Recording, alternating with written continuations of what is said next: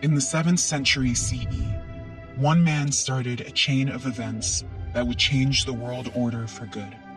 The Prophet Muhammad united the people of the Arabian Peninsula through the formation of Islam. These people included both nomadic Bedouin tribes and the inhabitants of oasis cities like Mecca and Medina. Until Muhammad's time, the region hadn't been considered a serious match for the powerful neighboring Persian and Byzantine empires. But the alliance Muhammad formed was political as well as religious, an empire with Medina as its political heart and a force to be reckoned with. Muhammad was a one-of-a-kind leader. He had been a member of the Quraysh, the tribe that controlled Mecca. After Muhammad's death, those close to him deliberated who should succeed him, a contentious question. Abu Bakr, Muhammad's father-in-law, emerged victorious and became the new caliph, or successor. Over the next 30 years, 4 caliphs, all from Muhammad's tribe, conquered vast areas beyond Arabia, including their mighty neighbors, the Persians and the Byzantines. But as the empire expanded, dissent within it grew, and a civil war erupted. The 4th caliph, Ali, was assassinated. Afterwards, the Umayyad dynasty came to power.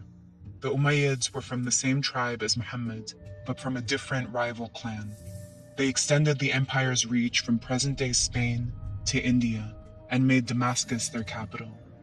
But an empire this vast, full of many different peoples, was at risk of conflict and fracture.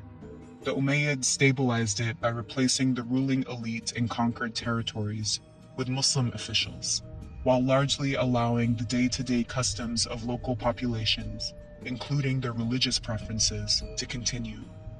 Arabic was used as the administrative language, unifying political affairs across the empire, but people continued to speak and write local languages too. Still, many in the empire were dissatisfied with Umayyad rule and questioned the dynasty's legitimacy. The Abbasid family capitalized on these sentiments, promoting themselves as more direct descendants of the Prophet, though their actual relation to Muhammad was more tenuous than they claimed. They overthrew the Umayyad Caliphate in 750 CE, becoming the second great dynasty of the Islamic Empire. To establish themselves as the new rulers, they relocated the capital once more, this time building a new city, Baghdad.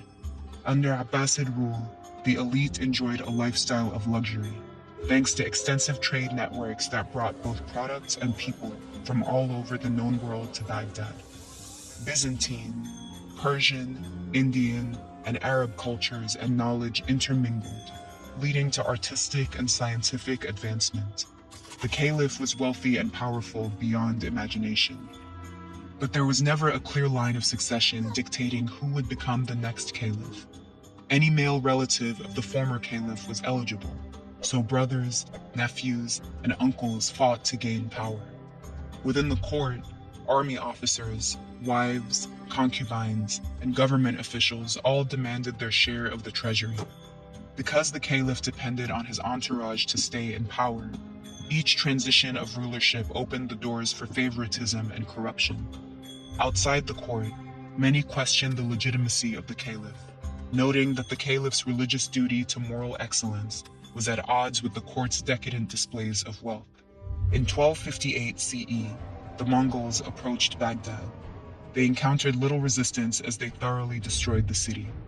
Legend has it that they rolled the caliph in a rug and had horses trample him to death, and that the Tigris River ran black from the ink of the manuscripts that were thrown into it.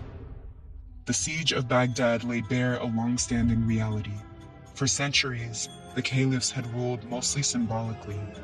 Local leaders throughout the empire had grown more powerful, and they refused to pay taxes, spending the money on their own courts instead.